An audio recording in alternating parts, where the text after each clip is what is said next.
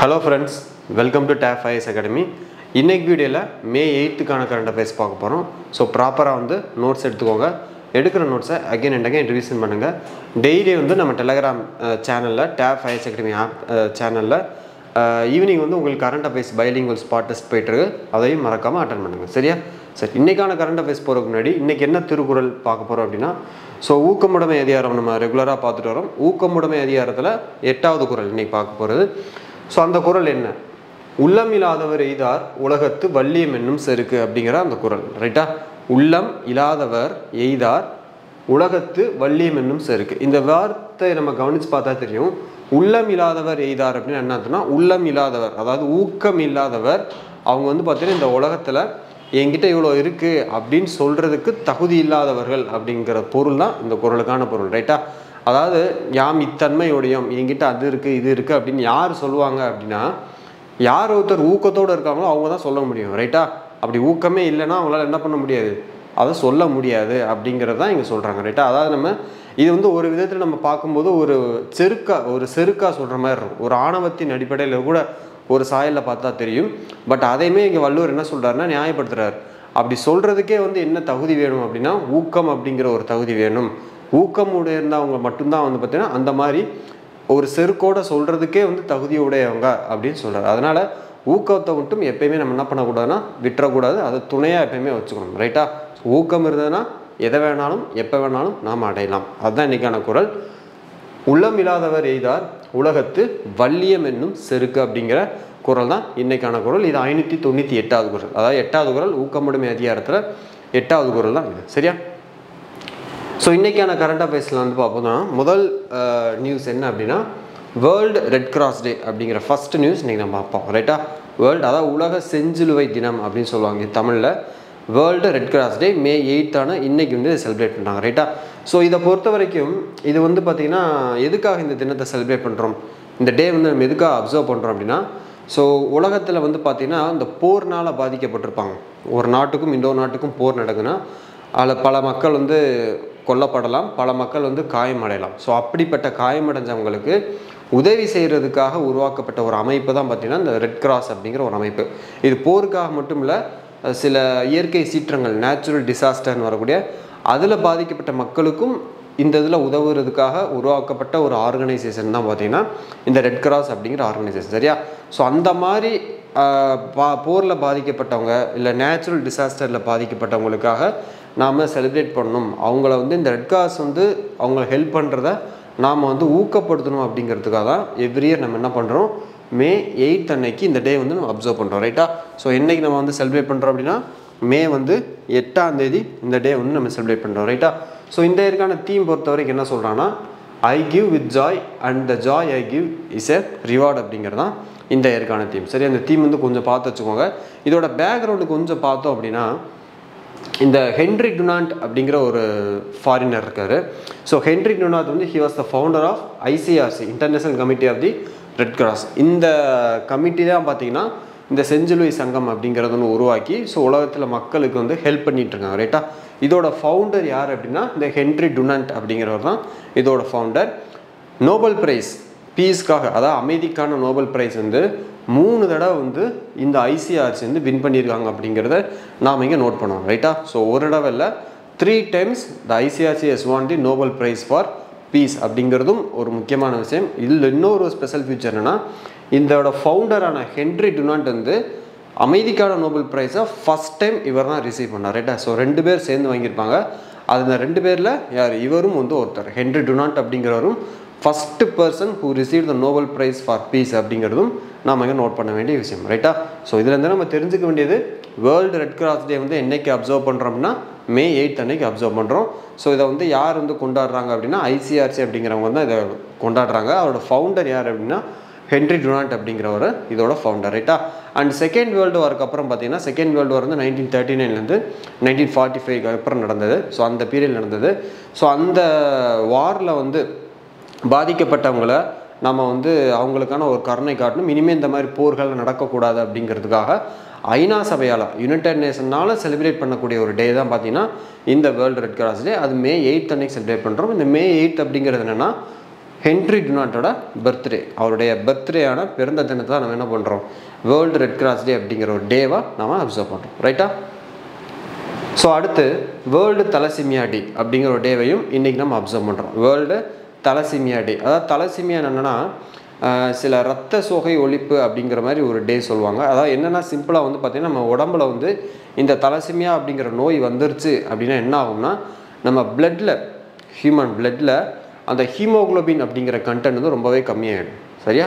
ஹீமோக்ளோபின்கிற content ரொம்ப கம்மியாகிடும். And அது மட்டும் இல்லாமல் ஆர்பிசின்னு சொல்லக்கூடிய இந்த ரெட் பிளட் கார்பசல்ஸோட கவுண்டிங்குமே ரொம்ப கம்மியாகிடும். ஸோ ஆர்பிசி வந்து குறைஞ்சதுன்னா நம்மளால் என்ன பண்ண முடியும்னா ஒரு ஆக்டிவாக இருக்க முடியாது. ரைட்டாக? நம்ம ஹீமோக்ளோபின் கண்டென்ட்டும் கண்டிப்பாக வந்து நம்ம செயல்படுறதுக்கு ரொம்ப முக்கியமான ஒன் ஆஃப் தி பார்ட் அப்படின்னே சொல்லலாம். ரைட்டா?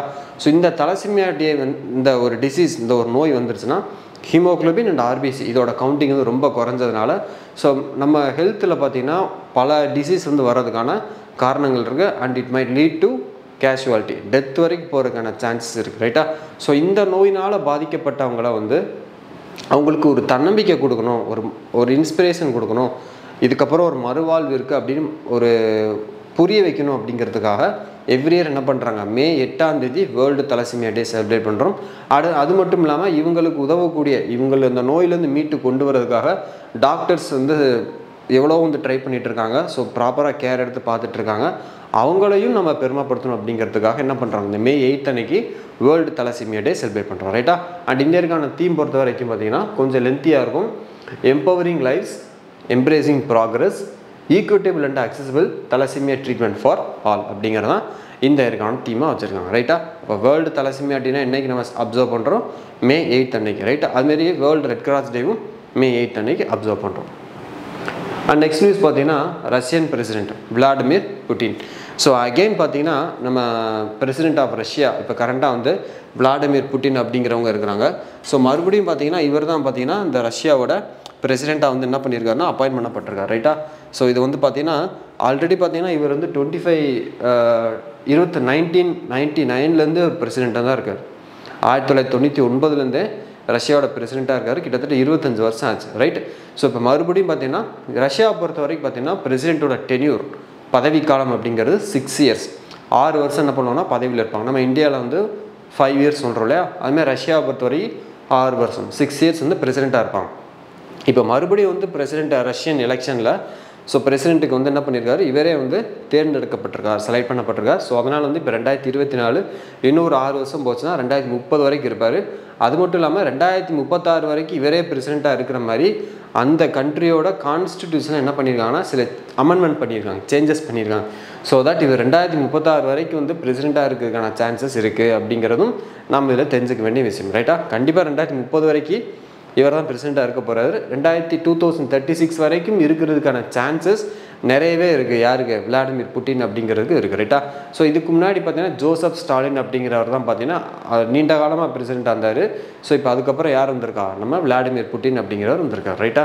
ஸோ இதுதான் பார்த்தீங்கன்னா becomes a president for the 5th time. இப்போ கரண்ட்டாக வந்து 5வது முறையாக என்ன பண்ணியிருக்காரு, இவர் வந்து பிரசிடெண்ட்டாக தேர்ந்தெடுக்கப்பட்டிருக்கார் அப்படிங்கிற நியூஸை தான் நம்ம இங்கே பார்க்கணும். சரியா? அடுத்து Tamil Nadu first place. So Tamil Nadu ரீசெண்டாக நித்தி ஆயோக் வந்து ஒரு ரிப்போர்ட் வந்து ரிலீஸ் பண்ணியிருக்காங்க. அந்த ரிப்போர்ட்டில் தமிழ்நாடு எந்தெந்த ஃபீல்டெல்லாம் வந்து ஃபஸ்ட் பிளேஸில் இருக்குது அப்படிங்கிற ஒரு லிஸ்ட்டை வந்து கொடுத்துருக்காங்க. அது எந்தெந்த ஃபீல்டு அப்படிங்கிறத பார்க்கலாம். ஸோ இதில் அப்படின்னா export of textiles, readymade garments and leather products, அதாவது ஆயத்தாடைகள்னு சொல்லுவாங்க இல்லையா? ரெடிமேட் கார்மெண்ட்ஸ்னா ஆயத்தாடைகள், அதுமாதிரி இந்த தோல் சம்மந்தப்பட்ட பொருட்கள் லெதர் ப்ராடக்ட்ஸு, அப்புறம் டெக்ஸ்டைல்ஸ், இந்த மாதிரி விஷயங்களில் வந்து இந்தியாவிலே வந்து அதிகமான இந்த பொருட்கள்லாம் எக்ஸ்போர்ட் பண்ணுறதெல்லாம் எந்த ஸ்டேட் வந்து டாப்பில் இருக்குது அப்படின்னு பார்த்தோம்னா நம்ம தமிழ்நாடு தான் ஃபஸ்ட்டில் இருக்குது அப்படிங்கிறத நம்ம நோட் பண்ணிக்கணும். ரைட்டா? அண்ட் செகண்ட் பார்த்தீங்கன்னா first in pregnant woman health indices, pregnant woman care and population control, அதாவது அந்த பிரசவம் சம்மந்தப்பட்ட விஷயங்கள், அதாவது பெண்கள் வந்து பிரசவம் பண்ணுறாங்க அப்படின்னா அதில் வந்து அந்த குழந்தைகள் பிறக்கக்கூடிய அந்த ஆரோக்கியம், அந்த தாயும் சேயும்கான நலம், இதில் வந்து டாப்பில் ரொம்ப ஹெல்த்தியாக எந்த மாநிலம் வந்து இந்த மாதிரி ஸ்கீம் வந்து இன்ட்ரடியூஸ் பண்ணுறாங்க, அமல்படுத்துகிறாங்க அப்படிங்கிறதும் பார்க்கும்போது தமிழ்நாடு வந்து ஃபஸ்ட் பிளேஸில் இருக்குது. ரைட்டா? அண்ட் அது மட்டும் இல்லாமல் வந்து பாப்புலேஷன் கண்ட்ரோல், மக்கள் தொகையை வந்து கட்டுப்படுத்துறதுலையும் தமிழ்நாடு வந்து டாப் ஸ்டேட்டில் இருக்குது. மற்ற ஸ்டேட்டை கம்பேர் பண்ணும்போது, அதாவது நம்ம இந்தியாவில் ஓவராலாக எடுத்துக்கிட்டோம்னா நார்த்து சவுத் அப்படி ரெண்டாக பிரிக்கலாம். நார்த்தன் இந்தியாவை விட சதர்ன் இந்தியா பார்த்தீங்கன்னா இந்த பாப்புலேஷன் கண்ட்ரோலில் ரொம்பவே வந்து கரெக்டாக பெர்ஃபெக்டாக இருக்காங்க, ரைட்டா? ஸோ இன்றைக்கி நம்ம டேட்டா எடுத்து பார்த்தோம்னா முன்னாடி இருந்த பாப்புலேஷனை விட இன்றைக்கி சவுத் இந்தியாவில் வந்து பார்த்திங்கன்னா பாப்புலேஷன் வந்து ஓரளவுக்கு கட்டுப்படுத்தப்பட்டிருக்கு. பட் ஆனால் நார்த் இந்தியாவில் வந்து அப்படி கேட்டல நிலைமை வந்து என்னது இன்னும் மோசமாக தான் போயிட்டுருக்கு. ஸோ அப்படிப்பட்ட சூழலில் இந்தியாவிலே வந்து ஃபஸ்ட்டு ஸ்டேட்டு, அதாவது சதர்ன் இந்தியாவில் டாப் இருக்குன்னு சொல்கிறோம்.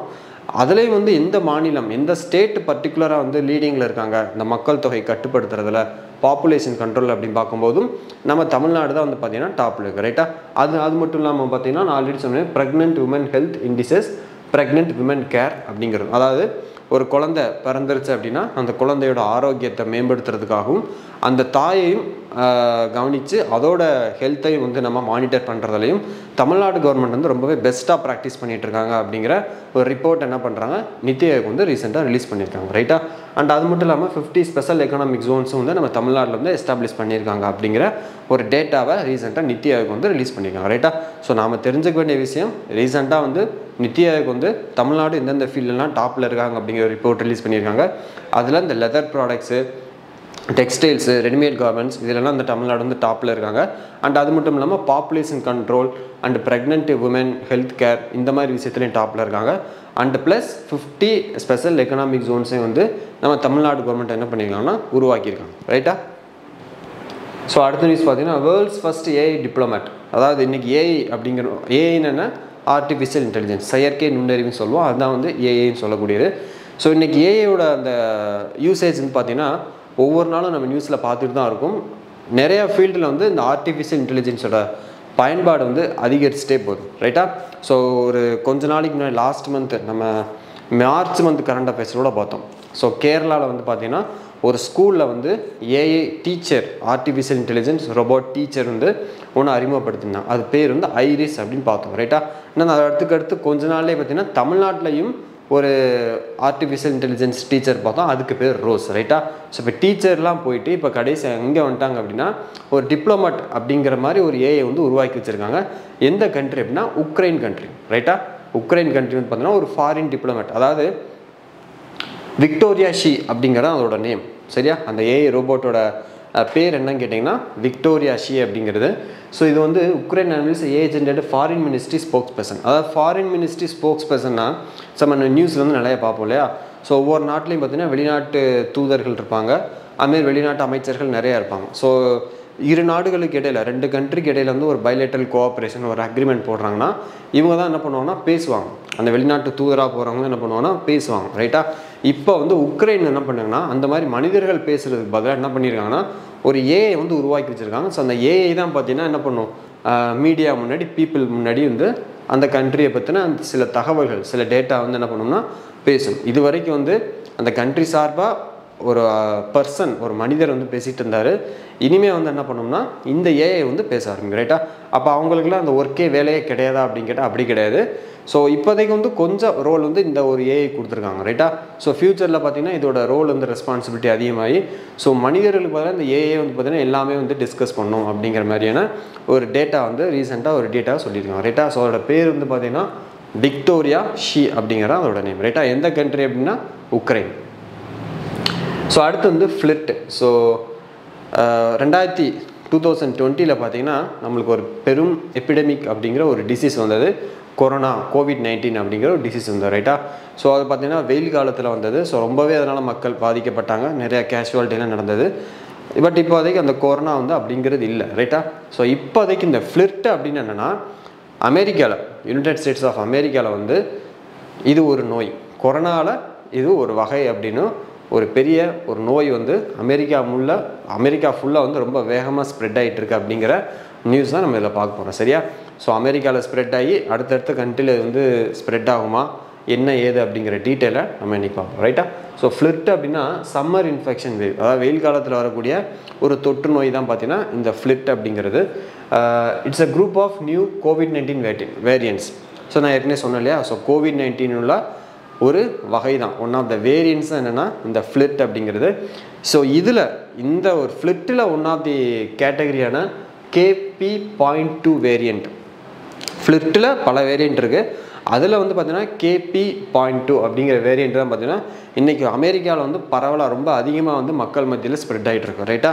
ஸோ அதான் இங்கே சொல்கிறாங்க KP.2.2 variant has become particularly prevalent ரைட்டா. இதோட சிம்டம்ஸ் அதாவது அறிகுறிகள் ஏதாவது இருக்கா அப்படின்னு கேட்டிங்கன்னா சோர் த்ரோட், தொண்டை வந்து பார்த்திங்கன்னா பயங்கரமாக வலிக்கும், பேசவே முடியாது, ஒரு உணவு நம்மளால் என்ன பண்ணணும்னா விழுங்க முடியாது, அந்த அளவுக்கு தொண்டையில் வந்து வலி பயங்கரமாக இருக்கும். அண்ட் அடுத்து பார்த்திங்கன்னா எக்ஸாக்ஷன் என்னென்னா டயர்டாக ஃபீல் பண்ணுறது, எப்போயுமே பார்த்திங்கன்னா ஒரு சோர்வாக இருக்கிறது, நம்மளால் ஒரு ஆக்டிவாக வந்து பார்த்திங்கன்னா செயல்பட முடியாது, எந்திச்சு நடக்கிறது கூட ஒரு பெரிய சோர்வாக இருக்கும், அதுக்கு பேர் தான் பார்த்திங்கன்னா எக்ஸாக்ஷன். அண்ட் நேசல் கன்ஜஷன்னா வந்து மூக்கில் வந்து பார்த்திங்கன்னா சில அதை மூக்கடைப்புன்னு சொல்லுவோம் இல்லையா. ஸோ மூக்கடைப்பு அப்படிங்கும்போது பார்த்திங்கன்னா நிறைய சளி உருவாகிறது, மூச்சில் இருக்கிறதுக்கும் மூச்சு விடுறதுக்கும் ரொம்ப சிரமமாக இருக்கும் ரைட்.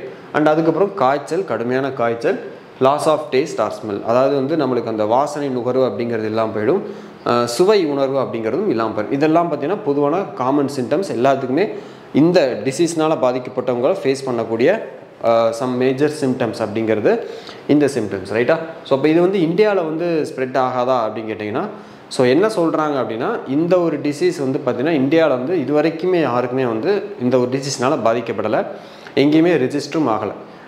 ஏன்னா இந்தியன்ஸ் வந்து பார்த்திங்கன்னா நிறைய பேர் இந்த கொரோனா டைமில் வந்து நிறைய வேக்சின்ஸ் எல்லாருமே எடுத்துக்கிட்டதுனால ஸோ இந்த டிசீஸ் வந்து அங்கே அந்த அளவுக்கு அஃபெக்ட் ஆகாது, ஏன்னா எல்லாமே இந்தியன்ஸ் வந்து ஆல் ஆர் இம்யூட்டட் அப்படின்னு சொல்லியிருக்காங்க ரைட்டா. ஸோ பார்க்கலாம், வராமல் இருக்கிற வரைக்கும் நல்லது சரியா. ஸோ பண்ண என்னது ஃப்ளிட்னா என்ன அப்படின்னா சம்மர் இன்ஃபெக்ஷன் வேவ். ஸோ இது வந்து COVID-19 வேரியண்ட்டில் ஒன் ஆஃப் தி வேரியன்ட்ஸ் அப்படிங்கிற ரைட்டை பார்ப்போம். அண்ட் அது மட்டும் இல்லாமல் இதில் வந்து KP.2 வேரியண்ட் வந்து ரொம்ப வேகமாக வந்து ஸ்ப்ரெட் ஆகிட்டு இருக்குது அப்படிங்கிற நியூஸும் இதில் பார்ப்போம். இதோட சிம்டம்ஸை பொறுத்த வரைக்கும் sore throat, exhaustion, nasal congestion, fever, loss or smell symptom, இதெல்லாமே வந்து இதோட பொதுவான காரணிகள் ரைட்டா. ஸோ அடுத்து வந்து பார்த்திங்கன்னா செக்யூர் IoT அப்படிங்கிற ஒரு நியூஸ் பார்ப்போம். செக்யூர் IoT இது வந்து first indigenously developed micro controller chip. So சிப்புன்னு சொல்லக்கூடிய மைக்ரோ கண்ட்ரோலர் நம்ம உள்நாட்டிலே மேனுஃபேக்சரிங் பண்ணால் first time indigenously manufacture micro controller chip. இது 2 பேர் சேர்ந்து தயாரிச்சிருக்காங்க ரைட்டா. அதுதான் இங்கே முக்கியமான நியூஸே, அதனால தான் இதை நம்ம பார்க்குறோம் ரைட். ஒன்று வந்து பார்த்திங்கன்னா நம்ம IIT மெட்ராஸ், அண்ட் இன்னொன்று வந்து ஒரு ஸ்டார்ட் அப். என்ன ஸ்டார்ட் அப்னா மைண்ட் குரூப் டெக்னாலஜிஸ் அப்படிங்கிற ஒரு ஸ்டார்ட் அப். ஒன்று வந்து IIT மெட்ராஸ், இன்னொன்று வந்து ஒரு ஸ்டார்ட் அப்பான மைண்ட் குரூப் டெக்னாலஜி. இவங்க 2 பேர் சேர்ந்து என்ன பண்ணியிருக்காங்கன்னா உள்நாட்டு அதை இண்டிஜினியஸ்லி டெவலப்னா என்ன மீனிங் அப்படின்னா அதாவது அவங்க தயாரிக்கக்கூடிய அந்த ப்ராடக்டோட டெக்னிக்கல் இருக்குது பார்த்தீங்களா, அந்த டெக்னிக்கல் நாலேஜ், அந்த தொழில்நுட்பம், அதை வந்து பார்த்திங்கன்னா மற்ற கண்ட்ரிலேருந்து நம்ம கடன் வாங்காமல் இல்லை மற்ற நாட்டுக்காரங்களை வச்சு செய்யாமல் நாமளே நம்மளுடைய பிரெயின் யூஸ் பண்ணி சொந்தமாக உருவாக்குறதுக்கு பேர் தான் பார்த்திங்கன்னா இண்டிஜினியஸ்லி டெவலப்டு அப்படின்னு சொல்லுவோம் சரியா. ஸோ அப்படிப்பட்ட இந்த மைக்ரோ கண்ட்ரோலர் சிப்பை வந்து என்ன பண்ணியிருக்காங்கன்னா IIT மெட்ராஸும் அண்ட் ஒரு ஸ்டார்ட் அப்பான மைண்ட் குரூப் டெக்னாலஜி சேர்ந்து என்ன பண்ணியிருக்காங்க இந்த ஒரு மைக்ரோ கண்ட்ரோல் வந்து இந்த சிப்பை வந்து மேனுஃபேக்சரிங் பண்ணியிருக்காங்க சரியா. And first commercial and high performance SOC ரைட்டா. இந்த ஒரு சிப்பு பார்த்திங்கன்னா சிஸ்டம் ஆன் சிப் அப்படின்னு சொல்லக்கூடிய முதல்ல வந்து ஹை பெர்ஃபார்மன்ஸை கொடுக்கக்கூடிய ஒரு சிப்புன்னு சொல்கிறாங்க. ஸோ இந்த SOCயை பொறுத்த வரைக்கும் இதுதான் பார்த்திங்கன்னா இந்த மதர் போர்டோட ஹார்ட் பீட் அப்படின்னு சொல்லலாம் ரைட்டா. மதர் போர்டோட ஹார்ட் பீட் அப்படின்னு அதாவது முக்கியமான ஒரு பார்ட் தான் பார்த்திங்கன்னா இந்த SOC அப்படிங்கிற ரைட்டா, அதுதான் வந்து ஹார்ட் பீட் அப்படின்னு சொல்கிறாங்க. ஸோ இதுக்கு வந்து இந்த சிப்பு, இந்த மைக்ரோ கண்ட்ரோலர் சிப் வந்து ரொம்ப ஹெல்ப்ஃபுல்லாக இருக்கும் அப்படிங்கிற ஒரு நியூஸு நம்ம கிட்ட சொல்கிறாங்க ரைட்டா.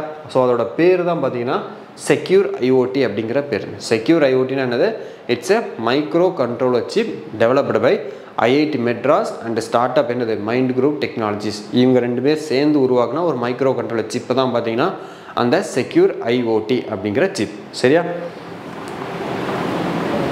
ஓகே ரைட், நம்ம ரீகேப் பார்த்துடலாம். ஸோ இன்றைக்கி வந்து என்ன டே, May 8 அன்றைக்கி நம்ம ஒரு டே செலிப்ரேட் பண்ணுறோம். அது என்ன டேனா வேர்ல்டு ரெட் கிராஸ் டே நம்ம செலிப்ரேட் பண்ணுறோம். ஸோ அதோட தீம் பொறுத்த வரைக்கும் I give with joy and joy I give is a reward. So ஜாயின்னு வருது, ஸோ கொஞ்சம் கேர்ஃபுல்லாக பார்த்துக்கோங்க ரைட்டா. ஸோ இது வந்து ஹென்ரி டுனாண்ட் அப்படிங்கிறோட பர்த்டேவை நம்ம என்ன பண்ணுறோன்னா இந்த ஒரு டேவாக நம்ம அப்சர்வ் பண்ணுறோம். எதுக்காக இந்த டேவை நம்ம செலிப்ரேட் பண்ணோம்னா ஸோ உலகப்போர் World War II வந்து பாதிக்கப்பட்டு அதனால் வந்து உடல்நல குறைவுனால் ஏற்பட்டவங்கள வந்து உதவி செய்து அவங்கள வந்து மீட்டு கொண்டு வரதுக்காக அதை ஒரு டேவாக நம்ம அப்சர்வ் பண்ணோம். அப்படிங்கிறதுக்காக இந்த ஹென்ரி டுனாண்டோட பர்த் அனிவர்சரியை நம்ம என்ன பண்ணுறோம்னா வேர்ல்டு ரெட் கிராஸ் டே அப்படிங்கிற செலிப்ரேட் பண்ணுறோம் ரைட்டா. ஏன் இவரோட பர்த்டே நம்ம செலிப்ரேட் பண்ணோம்னா இவர் தான் வந்து இதை எஸ்டாப்ளிஷ் உருவாக்குனார். இந்த ஒரு அமைப்பை உருவாக்கி அது மூலமாக மக்களுக்கு உதவி பண்ணுறதுக்காக இவர் வந்து ஸ்டெப் எடுத்ததுனால இவருக்கு இந்த நம்ம ஒரு நன்றி கடன் செலுத்தும் விதமாக இந்த ஒரு டேவை நம்ம அப்சர்வ் பண்ணோம் ரைட்டா. அது மட்டும் இல்லாமல் இந்த ஒரு ICRC பார்த்திங்கன்னா நோபல் ப்ரைஸ் அமைதிக்கான நோபல் ப்ரைஸை 3 டைம் வின் பண்ணியிருக்காங்க. இவர் ஹென்ரி டுனாண்ட் வந்து ஃபஸ்ட் டைமாக வந்து பார்த்தீங்கன்னா என்ன பண்ணியிருக்காரு, அமைதிக்கான நோபல் ப்ரைஸ் வின் பண்ணியிருக்காரு. அமைதிக்கான நோபல் ப்ரைஸ் வின் பண்ண ஃபஸ்ட்டு பர்சன் யார் அப்படின்னா ஹென்ரி டுனாண்ட். 2 பேர் இருப்பாங்க, அதில் இவரும் ஒருத்தர். ஓகேவா? அண்ட் அடுத்து வந்து வேர்ல்டு தலசிமியா டே. ஸோ இந்த தலசிமியா நோயினால் பாதிக்கப்பட்டவங்களுக்கு உடம்புல வந்து ஹீமோகுளோபினும் ஆர்பிசின்னு சொல்லக்கூடிய அந்த ரெட் பிளட் கார்சல்ஸ் வந்து ரொம்பவே கம்மியாக இருக்கும். ஸோ அதனால் என்ன பண்ண முடியாது, அவங்களால வந்து நார்மலாக வந்து இயங்க முடியாது. ரொம்ப ஒரு சோர்வாக ஒரு நோய்வாய்ப்பட்ட மாதிரி எப்பயுமே முடங்கி கிடப்பாங்க. ரைட்டா? ஸோ அப்படிப்பட்டவங்களை வந்து நாம் வந்து தன்னம்பிக்கை கொடுத்து அவங்களுக்கு ஒரு நல்ல ஒரு ட்ரீட்மெண்ட் கொடுத்து கொண்டு வரணும் அப்படிங்கிறதுக்காக May 8 அன்னைக்கு வேர்ல்டு தலசிமியா டே வந்து நம்ம செலிப்ரேட் பண்ணுறோம். அண்ட் அது மட்டும் இல்லாமல் இதோட இந்த நோயை பற்றின ஒரு விழிப்புணர்வு அவேர்னஸையும் பீப்புள் கிட்ட தெரியப்படுத்தணும் அப்படிங்கிறதுக்காகவும் இந்த ஒரு டே நம்ம செலிப்ரேட் பண்ணுறோம். ரைட்டா? ஸோ இந்த இந்தியருக்கான தீம் பொறுத்த வரைக்கும் empowering lives, embracing progress, equitable and accessible thalassemia treatment for all அப்படிங்கிறதான் இந்த இயருக்கான தீம். அண்ட் நெக்ஸ்ட் நியூஸ் பார்த்தீங்கன்னா Russian president Vladimir Putin 5th time மறுபடியும் பார்த்தீங்கன்னா பிரசிடென்ட் வந்து யாரை சூஸ் பண்ணியிருக்காங்க, விளாடிமிர் புட்டினை சூஸ் பண்ணியிருக்காங்க. ஸோ இது பார்த்தீங்கன்னா ஆல்ரெடி 25 வருஷம் 1999 ஒரு பிரசிடென்ட்டாக இருக்கார். ஸோ 25 வருஷம் பிரசிடென்ட்டாக இருந்துட்டார். 25 இயர்ஸ் முடிஞ்சிருச்சு. இப்போ மறுபடியும் பார்த்தீங்கன்னா என்ன பண்ணிட்டார், அவரே பிரசிடென்ட்டாக வந்துட்டார். அடுத்து 2036 வரைக்கும் இவரே வந்து பிரசிடெண்ட்டாக எடுக்க மாதிரி அந்த நாட்டு சட்டத்தில் கான்ஸ்டிடியூஷன் என்ன பண்ணியிருக்காங்கன்னா அமெண்ட்மெண்ட் பண்ணியிருக்காங்க அப்படிங்கிறத நம்ம நோட் பண்ணிக்கணும். சரியா? அண்ட் அடுத்து Tamil Nadu first place NITI Aayog. So ரீசெண்டாக நித்தி ஆயோக் வந்து தமிழ்நாடு வந்து எந்தெந்த ஃபீல்டெல்லாம் ஃபஸ்ட் ரேங்க் எடுத்திருக்காங்க, ஃபஸ்ட்டு பிளேஸில் இருக்காங்க அப்படிங்கிற ஒரு ரிப்போர்ட் ரிலீஸ் பண்ணியிருக்காங்க. அதில் பார்த்தீங்கன்னா இந்த டெக்ஸ்டைல் எக்ஸ்போர்ட் பண்ணுறது, லெதர் குட்ஸ் எக்ஸ்போர்ட் பண்ணுறது, அதுக்கப்புறம் பார்த்தீங்கன்னா இந்த ரெடிமேட் கார்மெண்ட்ஸ் ஆயத்த ஆடைகள் இதெல்லாம் எக்ஸ்போர்ட் பண்ணுறதுல தமிழ்நாடு மற்ற மாநிலங்களை விட மற்ற ஸ்டேட்டை விட ஃபஸ்ட்டு பிளேஸில் இருக்குது அப்படிங்கிற டேட்டா நம்மளுக்கு கொடுத்துருக்காங்க. அண்ட் அது மட்டும் இல்லாமல் அந்த ப்ரெக்னென்ட் உமன் ஹெல்த் கேர்லையும் அண்ட் பாப்புலேஷன் கண்ட்ரோலையும் தமிழ்நாடு தான் வந்து லீடிங்கில் இருக்குது. And 50 special economic zones SEZ அப்படின்னு சொல்லக்கூடிய அந்த ஸ்பெஷல் எக்கனாமிக் ஜோன்ஸ் 50 வந்து எஸ்டாப்ளிஷ் பண்ணியிருக்காங்க தமிழ்நாட்டில். ஸோ அதனால் தமிழ்நாடு இதுலேயும் வந்து டாப்பில் இருக்குது அப்படிங்கிற டேட்டா நம்மளுக்கு கொடுத்துருக்காங்க. அண்ட் அடுத்து பார்த்தீங்கன்னா world's first AI diplomat. So Ukraine வந்து ரீசெண்டாக வந்து ஒரு ஆர்டிஃபிஷியல் இன்டெலிஜென்ஸ் ஃபாரின் மினிஸ்ட்ரி டிப்ளமேட்டாக வந்து அனௌன்ஸ் பண்ணியிருக்காங்க. அதோட நேம் பொறுத்த வரைக்கும் பார்த்தீங்கன்னா விக்டோரியா ஷி அப்படிங்கிறதா அதோட நேம். சரியா? ஃபாரின் மினிஸ்ட்ரி ஸ்போக்ஸ் பர்சன் அப்படிங்கிறதா அதோட நேம். அடுத்து ஃப்ளிட் அப்படிங்கிறது பார்த்தீங்கன்னா ஸோ கொரோனா அந்த நோயில் அந்த டிசீஸில் வந்து ஒன் ஆஃப் தி வேரியண்ட்டு தான் பார்த்தீங்கன்னா இந்த ஃப்ளிட்டு. ஸோ ரீசெண்டாக இப்போ கரண்ட்டாக வந்து பார்த்தீங்கன்னா அமெரிக்காவில் இது ரொம்பவே வேகமாக ஸ்ப்ரெட் ஆகிட்டு இருக்குது. எல்லாத்துக்குமே இந்த ஒரு டிசீஸ் வந்து அஃபெக்ட் ஆகிருக்கு.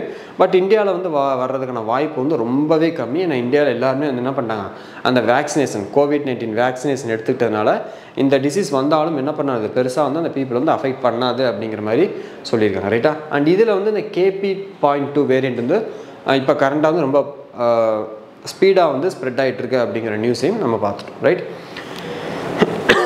And secure IoT. அதனால் செக்யூர் IoT அப்படின்னா IIT மெட்ராஸும் மைண்ட் குரூப் டெக்னாலஜி அப்படிங்கிற ஒரு ஸ்டார்ட் அப்பு சேர்ந்து பார்த்தீங்கன்னா மைக்ரோ கண்ட்ரோலர் சிப் ஒன்று உருவாக்கியிருக்காங்க. இண்டிஜினியஸ்லி மேடுன்னா உள்நாட்டிலே தயாரிக்கப்பட்ட ஒரு சிப். அதுக்கு பேர் தான் பார்த்தீங்கன்னா செக்யூர் IoT அப்படிங்கிற. ரைட்டா? ஸோ இது அது மட்டும் இல்லாமல் it is the first commercial and high performance system on chip. SOC அப்படிங்கிற SOCன்னா சிஸ்டம் ஆன் சிப், அதாவது இந்த மதர் போர்டோட ஹார்ட் பீட் அப்படின்னு சொல்லலாம். ஸோ அந்த மாதிரி முக்கியமான ஒரு பொருள் தான் பார்த்தீங்கன்னா இந்த மைக்ரோ ப்ராசஸர். அதோட நேம் தான் என்னென்னா இந்த செக்யூர் IoT அப்படிங்கிற ஒரு டெக்னாலஜி. ரைட்டா? ஓகே, இந்த வீடியோ உங்களுக்கு பிடிச்சிருந்தது அப்படின்னா லைக் பண்ணுங்கள், உங்கள் ஃப்ரெண்ட்ஸோட இந்த வீடியோ ஷேர் பண்ணுங்கள். அண்ட் உங்களோட வேல்யூபிள் கமெண்ட்ஸை கமெண்ட் செக்ஷனில் சொல்லுங்கள். நாளைக்கு நம்ம நெக்ஸ்ட் வீடியோவில் பார்க்கலாம். தேங்க்யூ.